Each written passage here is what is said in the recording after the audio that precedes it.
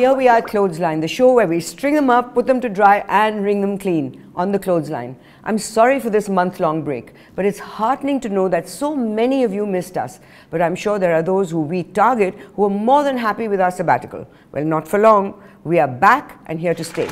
Let's look at what happened last week. The Supreme Court, in an attempt to decriminalize politics, struck down a provision in the electoral law that allows a politician convicted of a crime to contest elections because he has appealed in a higher court, which can go on forever, as we know.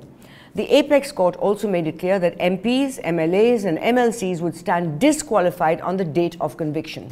So what did we get? Instead of clarity on what it meant and how it would be implemented, what we got was more noise, screaming and yelling, and even more confusion for the viewers.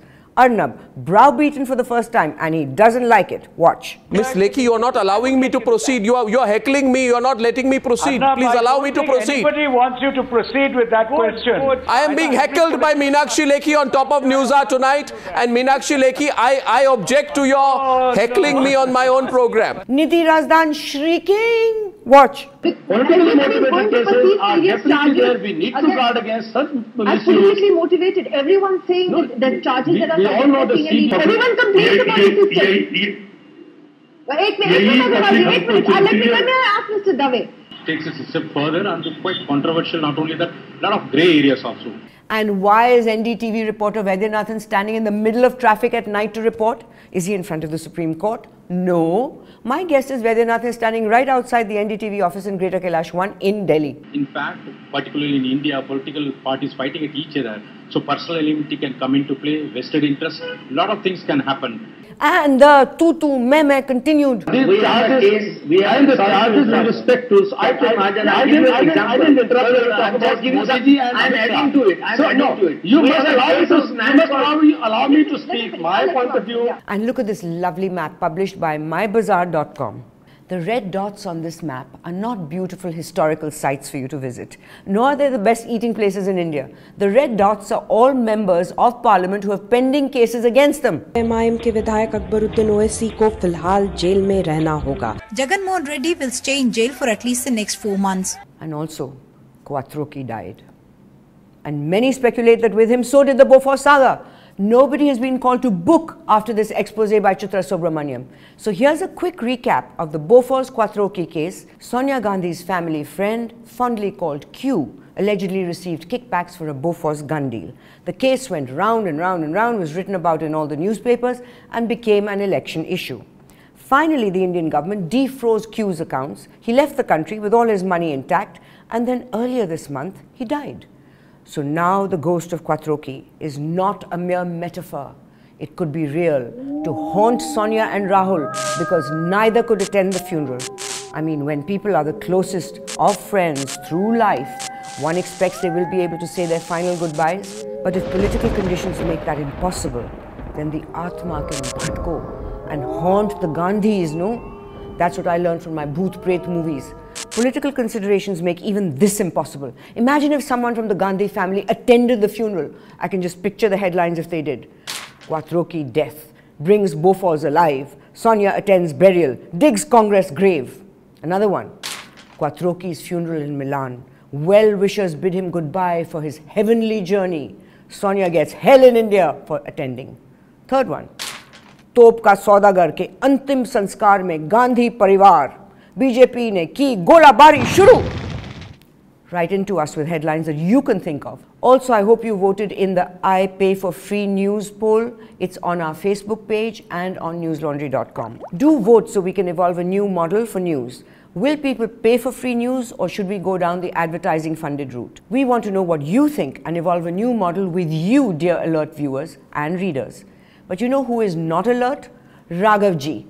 Yeah, I'm going to cut out that G. He doesn't deserve it. But his name is Raghav. I don't care. He's Raghav from, as far as I'm concerned. What nonsense, Raghav G, Raghav G. Yes, Raghav, okay, G, who is now in prison arrested for sexually exploiting his household help. First, news channels who went overboard on Raghav G arrested on charges of sodomy. Sodomy is not a chargeable offense anymore. Wake up. While newspapers and channels got that expression wrong, Raghav Ji got this expression wrong while being arrested. Look at that smile. I mean, why is he so thrilled at his political career ending? I've heard of happy endings, but this is ridiculous. Or maybe he's happy because he's heard that Tihar jail is a jolly gay place with, you know, the showers and dropping the soap. Oh God, this is so squeamish. But at 80, if that wasn't bad enough, Digvijay Singh predictably kept it classy with this tweet. Bachcha bachcha Ram ka, Raghav ji ke kaam ka. I know, it's creepy.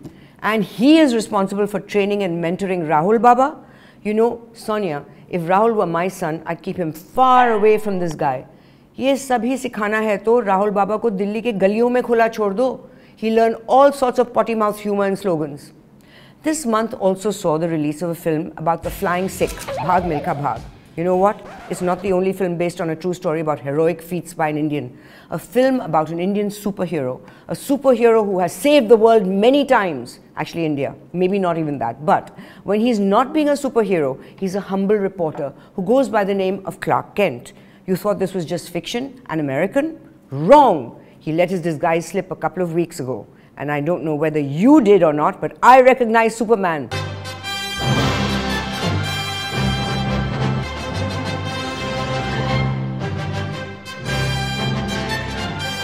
A journalist by night, and I'm assuming is Superman by day. And if not Superman, is definitely a practicing lawyer. Yours truly is not completely ignorant of the law. I may not be sitting with you in a black robe, and practicing as a lawyer, but let me most respectfully submit to you, as a person who's only playing the role of the lawyer of the people, that the Supreme Court today has struck down as ultra vires a provision of the Representation of People's Act. Superman is Indian. Remember Face the Nation? No? Sagarika Ghosh's primetime show? Her first step to revamping the show is renaming it Face the People. Could the name change have something to do with him? Get real. This is the India of 2013. This is the citizens demanding accountability. And however uncomfortable it is for you to sit in that chair, I request you to understand the people of this country are watching you. So now Face the Nation is Face the People. But the panelists still face the music, which is very shrill. And the same tendency of the anchor to repeat the last line of every guest. Of every guest, of every guest. I think the media has been very charitable on him and not asking him questions about his responsibility. I mean, we have seen so many cases in the past where so in fact the media has been charitable. The media has been charitable. The show does have a clear editorial stance and will continue having that. You will have an editorial stance. The fact that he's a polarizing figure, one minute please. Please, but he is a polarizing figure. He is a polarizing figure. Greed, it is unethical. You know, it surpasses all the ethics. And greed is unethical ambition. It's very good that he's doing it. It's very good that he's doing it. Okay, so the point is that he gets a very fair crack at the whip. He gets a fair crack at the whip. He needs. I mean, I'm not really quite clear on what exactly you're saying. It has to be done. It has to be done. They have to reach out the BJP. We have to reach out to the minorities. This show is Amir Khan, Amir Khan, Amir Khan. I have a suggestion. Call the show Face the Echo. And one pearl of wisdom that Sagarika echoed left many speechless. On a show discussing the Uttarakhand flood, here's what Sagarika said. What have we learned from this terrible tragedy that God has sent us? पहले बापू ने कहा था, अब baby ने कहा. Gandhiji was campaigning against untouchability when he called the 1934 devastating earthquake in Bihar that took over 300,000 lives divine retribution for practicing casteism and untouchability. An insensitive and cruel statement for something which there is a scientific explanation, not a vengeful God. Gandhiji was strongly criticized for it, but he took it on the jaw. But Sagarika, well, dear God, please, we'll do a havan, we'll pray, we'll even do a bali if required, but stop the torture. We can't handle any more of this, and if all the upay doesn't work, we could always turn the TV off. So while there was some excellent reporting and some really terrible reporting of the floods in Uttarakhand, like every year, Assam saw floods that left over 1 lakh homeless. And like always, most television news bulletins gave it way less space than it deserves. Ever wonder why? Because there are no TAM meters in the entire northeast, which is why it can be ignored. As long as the TAM meter-based bizarre rating system determines TRPs or television rating points, the news you will get will be TRP skewed or rather TRP screwed. TV news just doesn't care about the Northeast. Journalists are supposed to care even if there is a kitten down a well. I wouldn't dare say puppy. Look what the media did to Narendra Modi for this. मुझे guilty तब होगा कि मैंने कुछ गलत किया होगा. Frustration तब आएगा कि यार मैं पकड़ा गया, मैं चोरी कर रहा था और पकड़ा गया. मेरा केस वो नहीं है. फिर भी एक छोटा कुत्ते का बच्चा भी अगर कार के नीचे आ जाता है तो हमें पेन फील होता है कि नहीं? होता है. मैं अगर मुख्यमंत्री हूं या नहीं हूं, मैं एक इंसान हूं, कहीं पर भी कुछ बुरा होगा तो दुख होना बहुत स्वाभाविक है. Hey newswallas, you kind of overdid the look, he compared a kutte ka pilla to victims. It's clear he didn't. Times now played it up as if Modi was comparing riot victims to puppies. What kind of analogy is this, please tell us? We are talking about the worst instance of communal riots since independence. Is this the only way to express sadness, by drawing a comparison to a puppy coming under a car? It all started with the huge controversy a few days back with Narendra Modi's puppy remarks in connection with the 2002 riots, a reference to himself as a Hindu nationalist. Now you have phrases like the burqa of secularism, the nakedness of communalism, and khaki shorts of intolerance being bandied about in our political discourse. NDTV played up the attire preferences of politicians, which is not surprising given the attention they pay to the wardrobes of their anchors. Everyone's attire preferences were on display. It all started with, जैसे ही कोई संकट आ जाता है तो वे secularism का बुर्खा पहन लेते हैं. To which, सांप्रदायिकता के नंगेपन से कहीं बेहतर है धर्मनिरपेक्षता का बुर्खा. And again to which, अगर आप एक तरफ बुर्का देखना चाहते हैं, दूसरे शॉर्ट्स, दूसरे साइड खाकी शॉर्ट्स, तो मेरे ख्याल में one is preferable to the other. और मेरे ख्याल में the burqa, whether you like it or not, is better than the khaki shorts. Everyone got their kachas in a twist. Tharoor got his mundu in a twist. But what I want to know is, why was there no mention of veshti, saris, kurta pajamas, and the preferred attire of choice of bureaucrats, the safari suit? I object. The last time you got your knickers in a twist like this was over Salman Khan punching one of your brethren. And PR guys, here's a hint. Never, ever let your client use a kutta in any discourse or interviews in India. It can lead to seizures. You see, the media here is easily mortified, as we found out. Tucked away on page 9 of the Times of India was a real gem. Here's what it said. The Times of India on June 23rd published a report from Uttarakhand headlined, "Modi in Rambo Act saves 15,000. The report sparked off a flurry of political claims and counterclaims. Our correspondent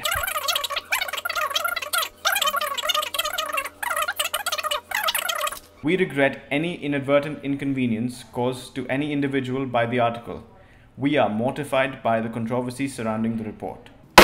Mortified? You're mortified? Oh, pardon us. Did we offend you in any way by reading your newspapers? Your newspapers? Shoddy reporting? You know, Times of India, what is the best way to say sorry? By saying sorry. For those who came in late, this was an apology for a bizarre Modi saves 15,000 people story, the source of which was the Times of India. And Times of India people, when you try this long convoluted spin, we're not quite sure if this is sorry, or are you saying, hey readers, mad or what? Can't read or what? Where have we said he rescued 15,000? See, that doesn't sound like an apology. It sounds like you're saying, we're sorry that you're an idiot. And dear Times of India, I'll tell you where you said Modi rescued 15,000. In your headline, Modi saves 15,000. Now don't start splitting hairs by saying saved could also mean saved from hunger, or saved from cold, or saved from cough and cold, or saved from boredom. Which brings me to this. You know what Narendra Modi has going for him more than anything else? A hysterical media who attack him no matter what. It works to his advantage, just like the puppy comment. What was the hullabaloo? Here's what he said. छोटा कुत्ते का बच्चा भी अगर car के नीचे आ जाता है तो हमें पेन फील होता है कि नहीं? होता है. And you all went to town like he compared riot victims with dogs. Those of you who burst an artery every time Modi says anything and get hysterical, do you realize you're doing him a favor? It's you who sound hysterical and rabid and prejudiced, not him. Gujarat से हमारे अफसरों की टीमें हमने करीब 8 centres पे काम में लगाई हैं. आज हमारी मेडिकल टीम भी यहाँ पहुँची है। बहुत बड़ी मात्रा में दवाइयाँ, बहुत बड़ी मात्रा में डॉक्टर्स, पैरामेडिकल टीम, इन सब को हम यहाँ भेज रहे हैं। ऑलरेडी एक टीम आ चुकी है।